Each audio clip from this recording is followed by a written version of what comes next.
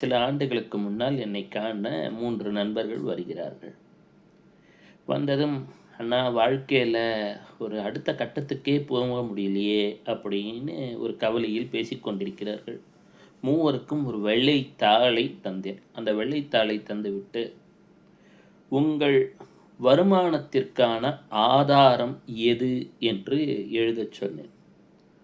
அப்புறம் முதல் நண்பர் எழுதியிருக்கிறார். அவர் மருத்துவர்.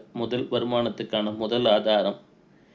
2ஆம் ஆதாரம் அவரிடம் விவசாய நிலம் இருக்கிறதாம். 3ஆம் ஆதாரம் கட்டிடங்களை வாடகைக்கு விட்டிருக்கிறேன் என்று 3 வழி எழுதினார்.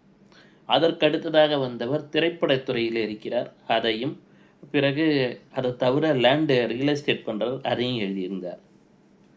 ஒரே ஒருவர் மட்டும் வருமானத்திற்கான ஆதாரம் முருகன் என்று எழுதியிருந்தார். அப்போது மற்றதெல்லாம் வழிதான்.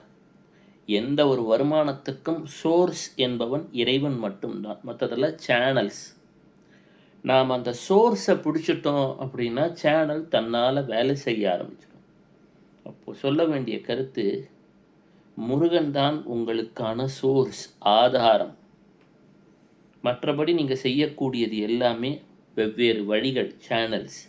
சோர்ஸை பிடிக்க துவங்குங்கள். வாழ்க்கையில் வெல்லுங்கள்.